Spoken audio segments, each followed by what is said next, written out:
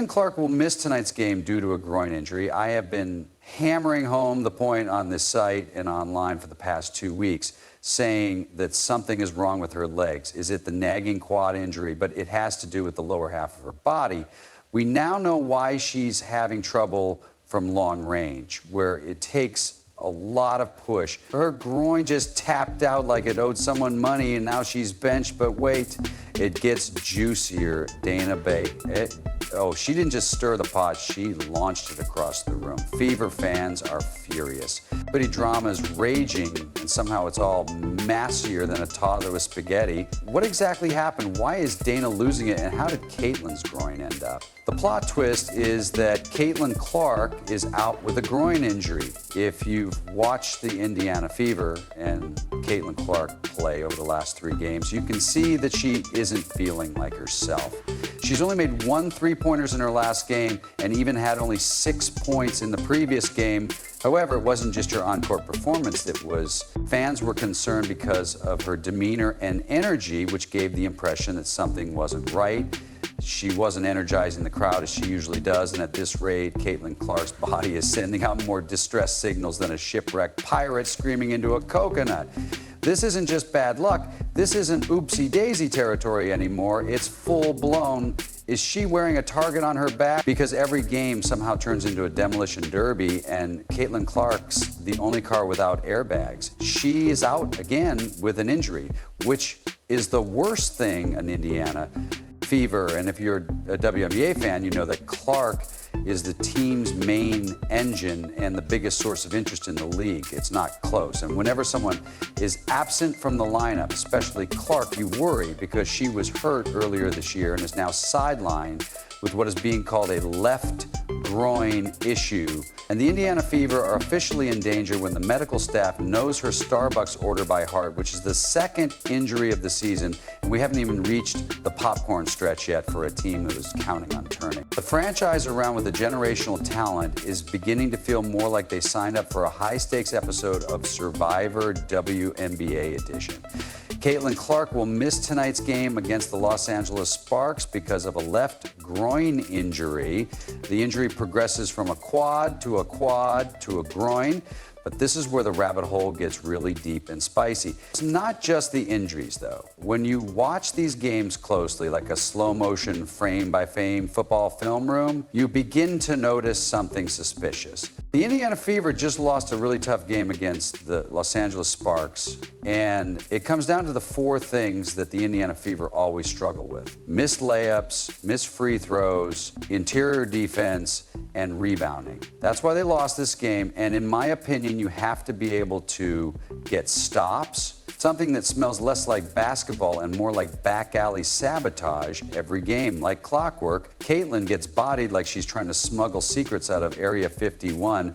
Elbows flying, shoulders charging, hips checking, harder than a TSA agent with a grudge, able to rebound the basketball when you force stops. But there are also some positive aspects of this game that we must discuss. Kelsey Mitchell was amazing, and I love seeing her break her shooting slump. She scored 20 points today on 44% of her 3-point attempts, so it's great to see her have 3 consecutive games with at least 20 points. The referees, on the other hand, are either watching a completely different sport or they are on a vow of silence like monks at a Himalayan retreat because of the fouls that were not called, the hits ignored, and the obvious attempts to rearrange her spine moves when their biggest draw is limping off the court for the 2nd time in a month. One would think that the league might take notice. However, we're still acting as though this is just a normal part of growing pains, but the only thing that's growing is the list of people who seem oddly committed to taking Caitlin out of every game 1 limb at a time.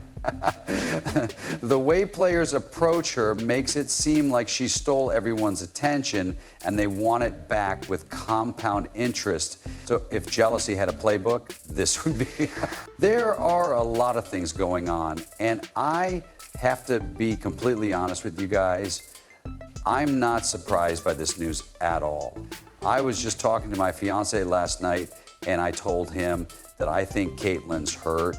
And I'm not going to be surprised if sometime soon the Indiana Fever pulls her and sits her for a few games. Unfortunately, it's kind of working her pregame routine. She was doing some things differently, and some fans also noticed that she had her upper left leg taped during a couple of those games, fighting some kind of injury, and less than 12 hours later, the news broke about the Fever.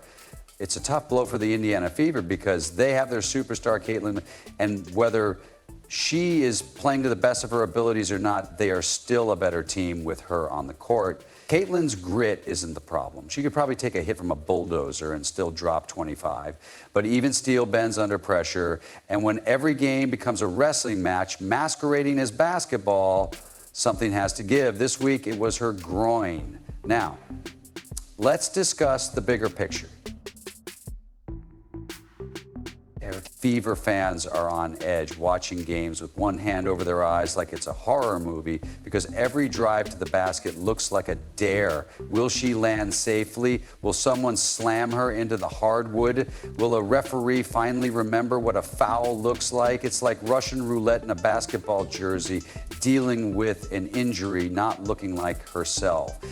This is just a Fever problem. It's a WNBA problem when your marquee player is being treated like a piñata on Cinco de Mayo. It's not competitive edge, and it's a red flag with fireworks on top. We put her back in with 45 seconds remaining, but it's already out of control. How much patience do I need before I lose my cool? I'm getting really annoyed with what I'm seeing from everyone who said that Kayla Clark didn't look like herself. I salute you to everyone who said that Kayla Clark might be going through something. You all saw what that person is doing, and it's gotten so ridiculous. There are probably Vegas odds on which joint Caitlin will injure next, her ankles, shoulders, and spinal cord. Who is placing bets? At this point, it feels like we're playing injury bingo with a celebrity. Player's career, but the league silence is louder than a vuvuzela in a library. The conspiracy theorists are beginning to sound less crazy. Perhaps there is a secret shut-down club, or perhaps there is a rogue PowerPoint presentation that is circulating the league called How to Annihilate Clark Without Getting a Technical. Their whistles are allegedly collecting dust, and their eyes are allegedly as useful as a submarine screen door. It's not just that they're missing calls, but also the obvious ones, like physics-defying, limb-twisting WWE-grade offenses, and you'd have an easier time getting called for jaywalking on the moon than having a flagrant call for knocking Caitlin Clark sideways in the paint. You look at it, and you look at the injury Stephanie White talked about. So let me give you the latest. This is the video of Stephanie White talking to Caitlin about the Caitlin Clark injury. When did you guys find out about this groin injury, and how much of an absence do you expect from her beyond today?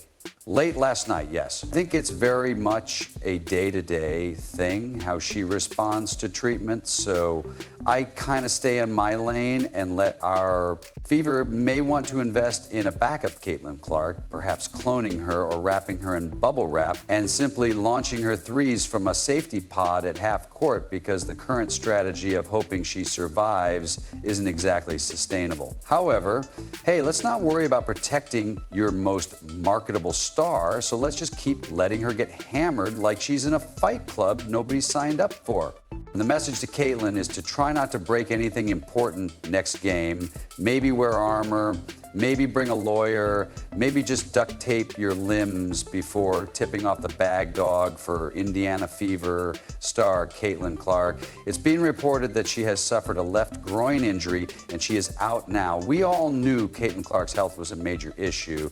And it's not just about the physical toll, it's also about the mental strain that eats away at confidence. Does this signal to other players disturb young fans? She has been playing some of the worst basketball of her career, and many people, including myself, have been quite vocal about Caitlin Clark's shooting slump.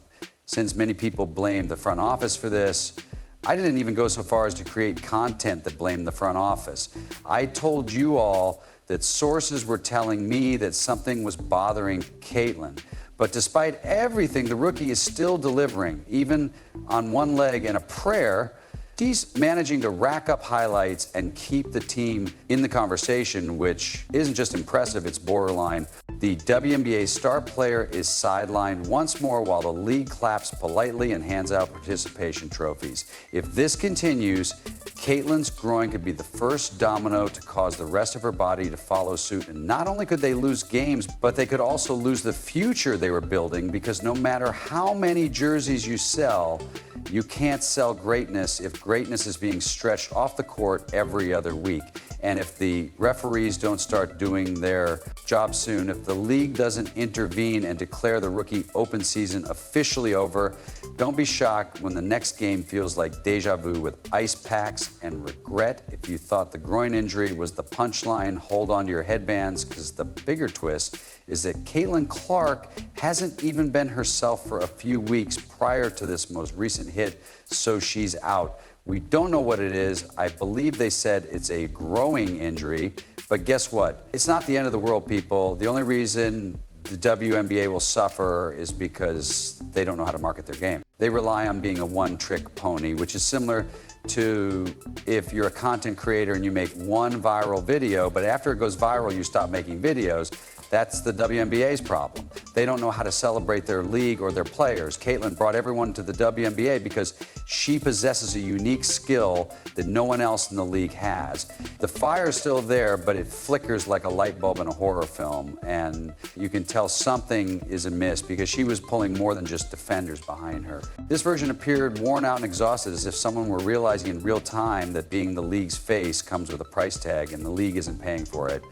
This is where it gets darkly funny, because she's injured now and the Indiana Fever management is staring at their crystal ball, but this time the ball is showing them a nightmare no.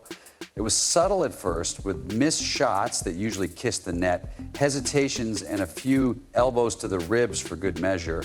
Caitlin Clark, which means no money, no ticket frenzies, no triple-digit TV ratings, no Clarkomics. It's as if someone unplugged their only source of power and they're asking why nothing works. Can we stop treating Caitlin Clark like a villain? The hatred she receives from other WNBA players is unmatched. And I don't understand it. All she's trying to do is put the WNBA on the map and elevate it to a new level, which is all she has done since she joined the league. Ticket sales are skyrocket, arenas are sold out, and the ratings are sky high because of Caitlin Clark. Caitlin Clark is the currency for the WNBA, the walking headline, the franchise investment, the one-player bailout package, and without her, Indiana's games feel like watching a movie with the lead actress missing. Sure, the supporting cast is cute, but we all know why the seats were filled in the first place. Now, more people are watching the WNBA than ever before because of her, and you guys are constantly trying to disparage her name and try to flagrantly foul her and mess her up in the game. The big question is whether Caitlin should even play in the All-Star game. Let's face it, what does she stand to gain from a liability waiver and a 10-foot pole? Let the league experience what it's like without her to save the show. Let the Fever management finally realize that their entire business model is supported by a 22-year-old who wants to play basketball and not be treated like a rag doll for quarterly profits. The harsh reality is that they haven't been protecting her. They haven't given her the space, rest, or strategic rotation time she needs to truly be at her best. We finally know what it is, and it's a growing injury. I'm not sure what the situation is or what the hell they're doing during practice, but we do know that Caitlin Clark has been defended pretty aggressively throughout this season. I made a video yesterday that shows you guys that the referees are not calling certain fouls, allowing Clark get hacked up and down the court all the time. This is a sad man, and I hope she recovers quickly. She may miss a game or two, but we have the Commissioner Cup and the All-Star game coming up. You don't need to be a sports therapist to identify when a player's pace slows down, when her cuts aren't as sharp, or when the signature long bombs start falling short. Instead, they've leaned into the gold rush, giving her more minutes, more pressure, and more attention, while conveniently ignoring the fact that Caitlin has been suffering from tendon pain and fumes. If Caitlin's body were a car, the check engine light would have been flashing since week 3, and the fever would have been turned up to drown out the signs.